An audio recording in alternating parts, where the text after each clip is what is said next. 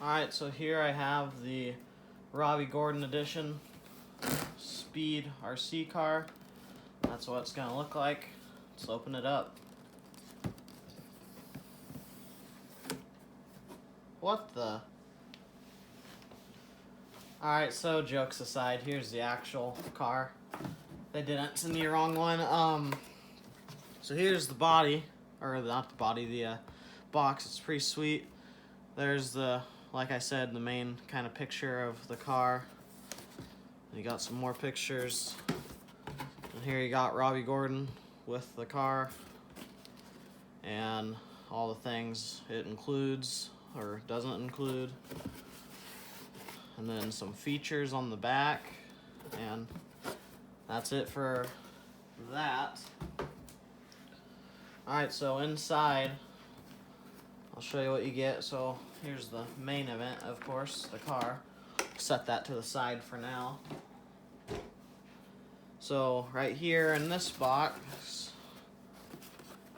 you get, and I have opened this already and put batteries and everything, so I can show you a demonstration.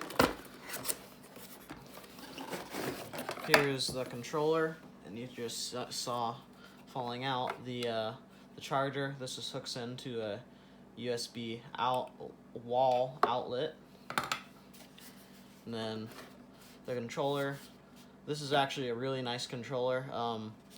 If you couldn't tell from the beginning, I already own one of these cars, so I've had the experience of driving it around, so I can give you a review and everything as we open this on how it performs. But been very happy with this controller. It fits nice and well, feels good. That's what you get in that box: controller and charger. Go over here, and your car would be zip tied to this. So you'd have to take this whole part out to unzip tie your car, which I already have done. Oh wait, there it is. It's this part. Kind of has this inner box that you take out.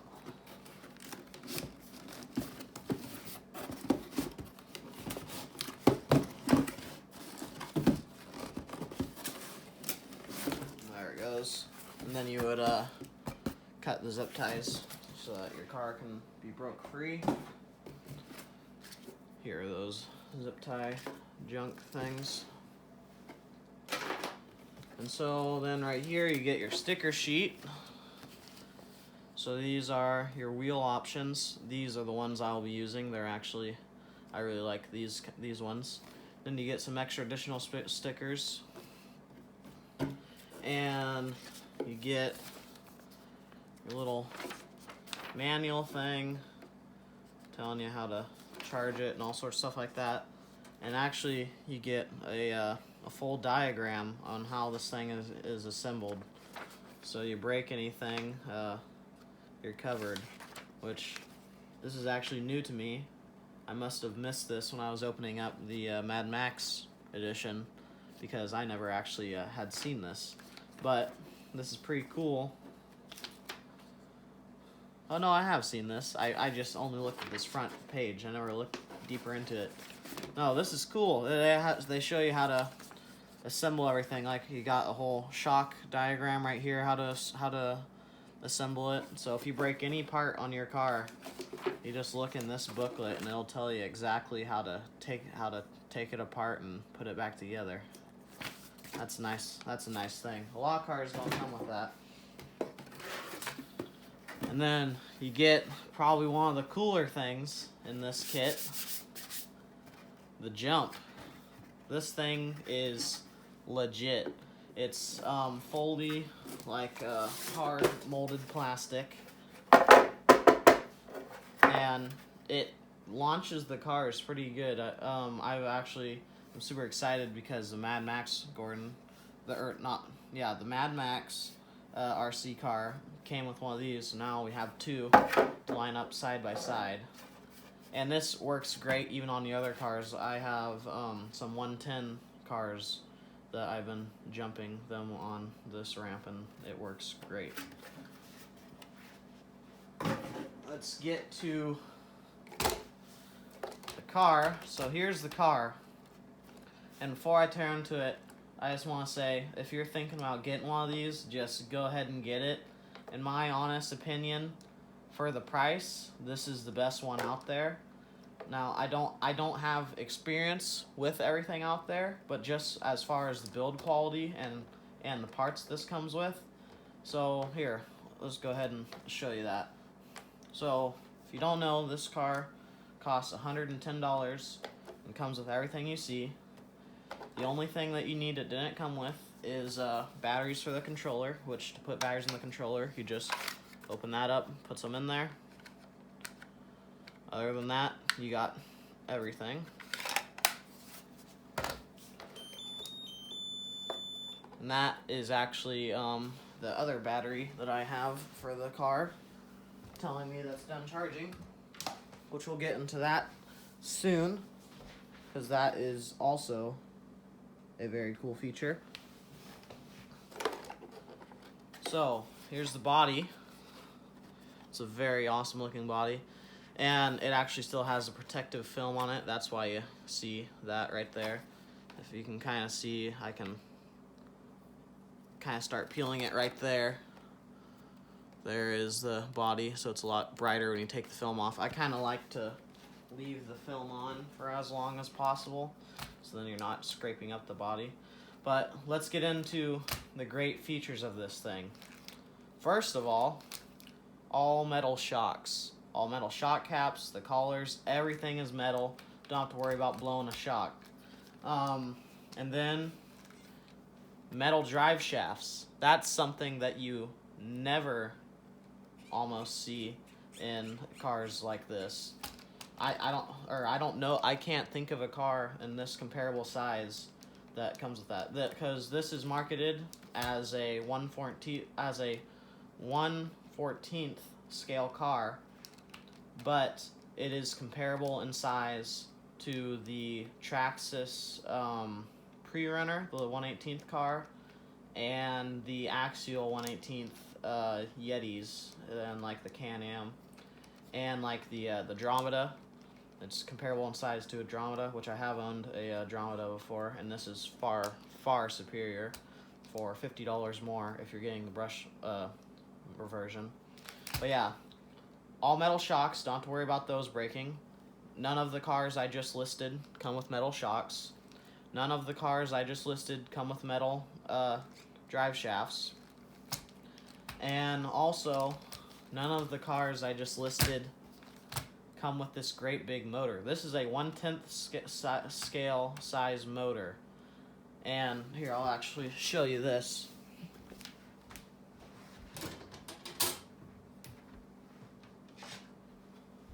This is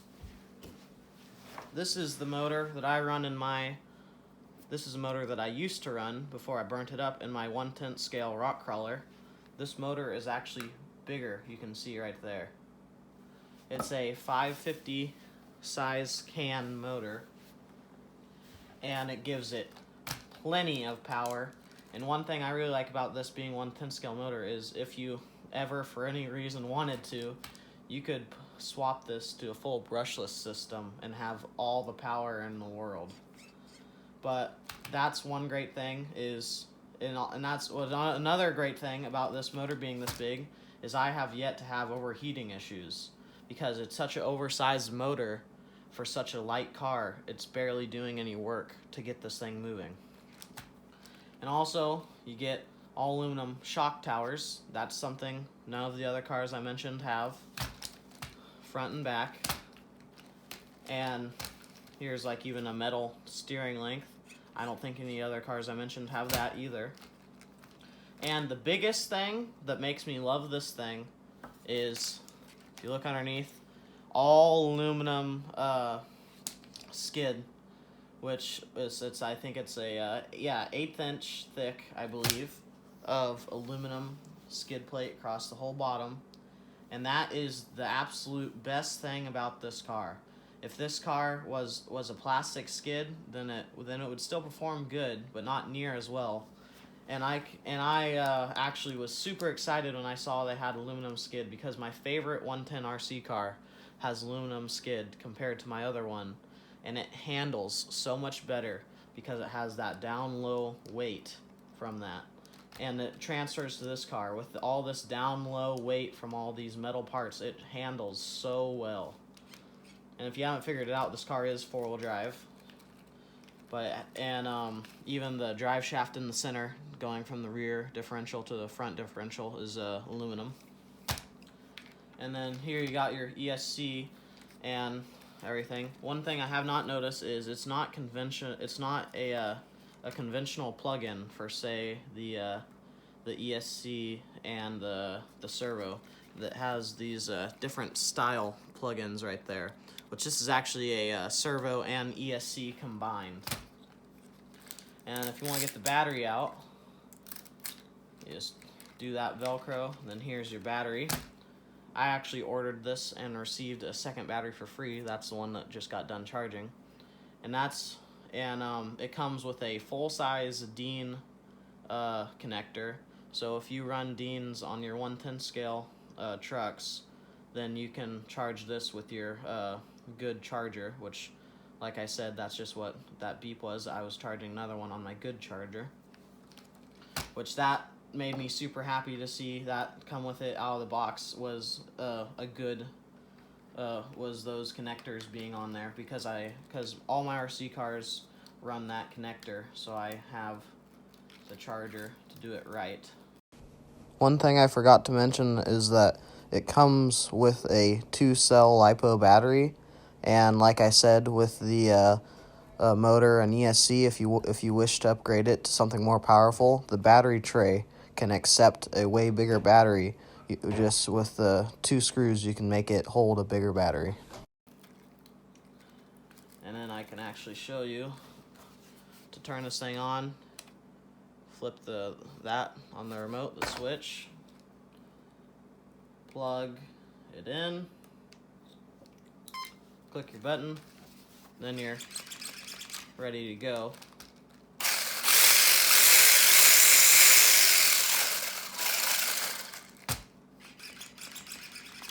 And if you're familiar with RC cars at all, you know, here you got your steering trim. So when you're driving, you adjust that so whenever you're letting off the steering wheel, you're going straight. And then down here you got your speed indicator. So you turn it all the way down and you get super slow speed, which probably seems fast still since you can't see it driving on the ground, but it is pretty slow. And then you turn it all the way up, you get the max speed.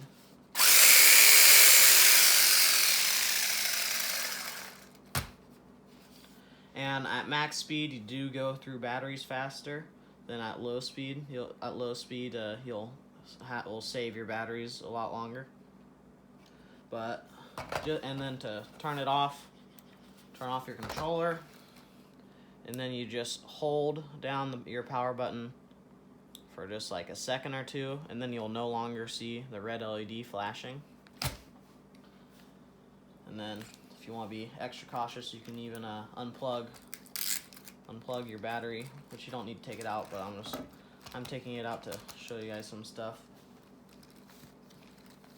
But yeah, this thing is great. It handles so well. I'll include a few jumps and speed runs into this video. And one thing I want to talk about is these tires. These tires work great if you're on like the pavement or sand or dirt or anything like that. But beware if you're going to run it on sand. It gets going okay, but you could definitely do some better tires.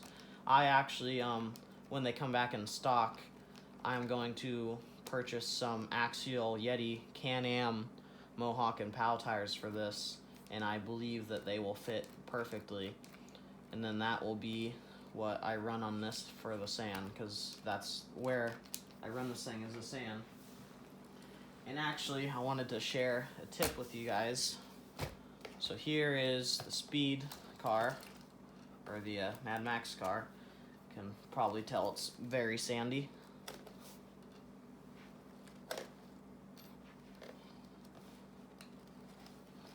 So what I do for running in the sand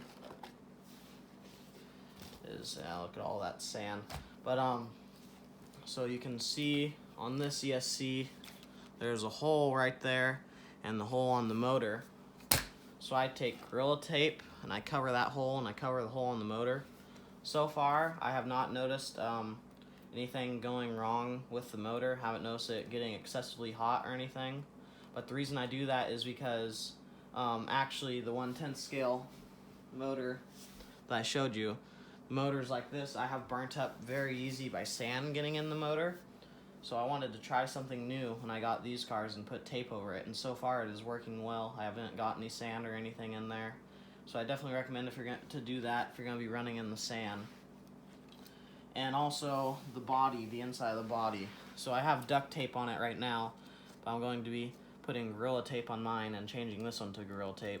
I highly recommend you put tape on the inside of your body throughout the whole thing, because what that does is, I've actually done this to one of my cars, is you have these Lexan bodies and you're driving in the sand. The sand is like sandpaper, so then it wears, so then it gets rid of all the paint, and then you'll start seeing clear spots.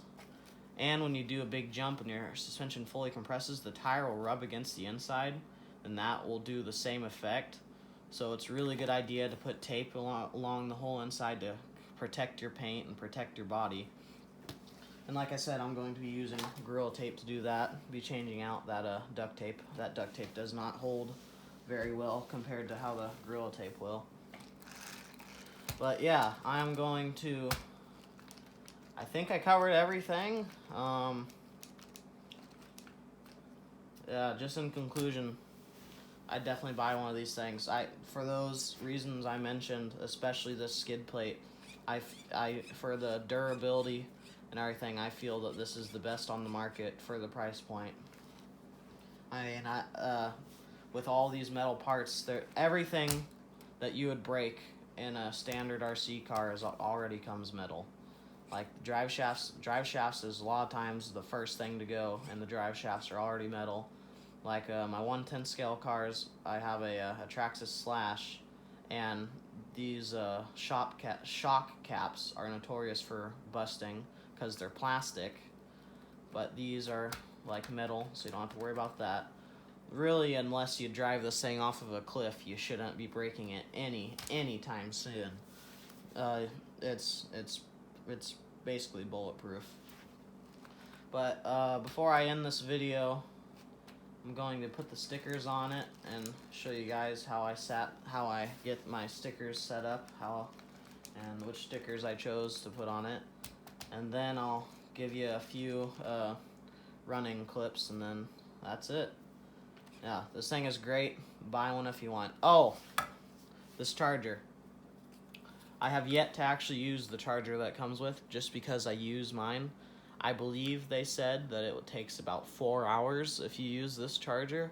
With my hobby grade, which this is technically hobby grade, but with my hobby grade high-tech charger, it takes about an hour or maybe a little bit less to charge a battery full. I think it takes about 45-50 minutes, and which is pretty good. And out in the sand, oh, this is another thing. Out in the sand, these tires, like I said, do not do very well. So they don't have very good traction in the sand. So you're constantly spinning your tires. So if you're going to be driving in something super soft like the sand, and you have your speed turned all the way up, your battery's going to last like 15 minutes, and then you're done. So it's a really good idea to either get different tires, which will definitely help you, so you're not killing your battery so fast in the sand, which that's what I'm going to do, like I said, or carrying extra batteries. I actually have 4 batteries. I have 2 for this car and 2 for the other. But yeah, I'll get that all done and show you that.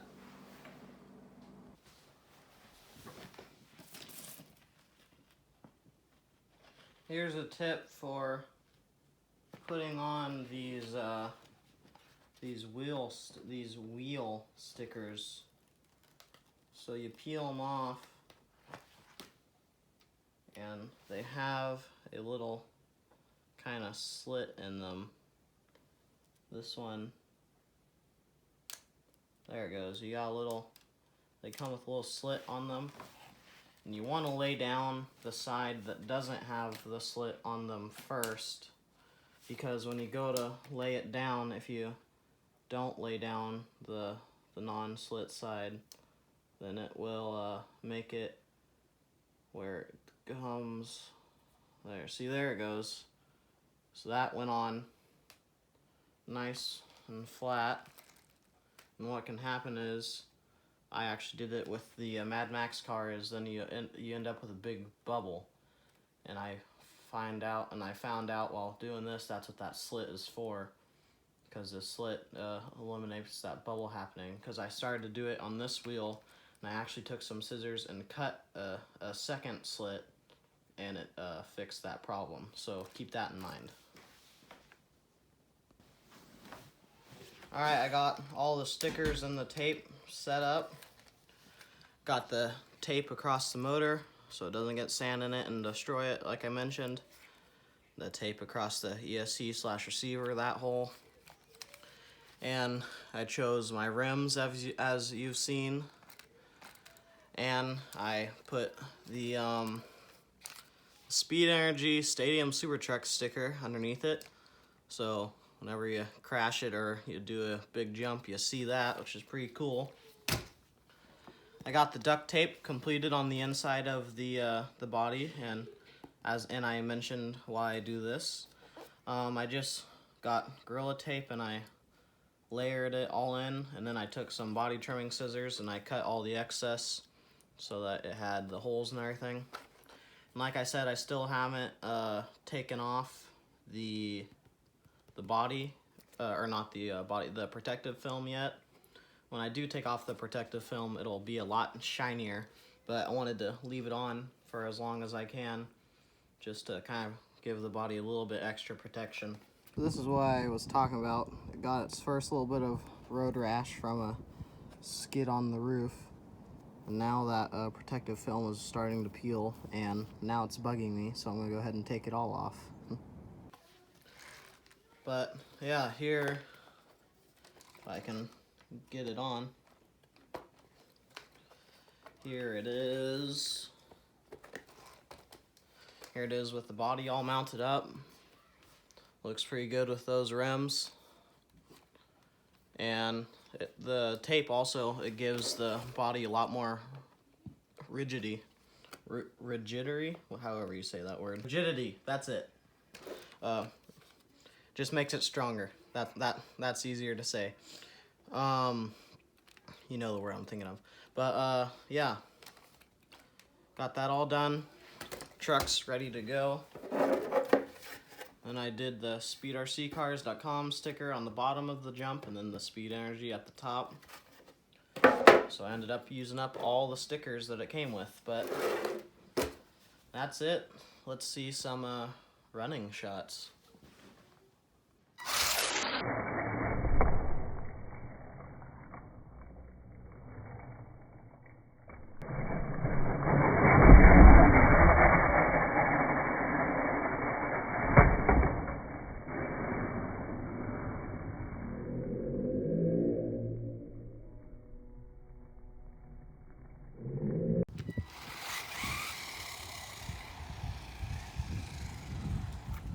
You can see how fast it is.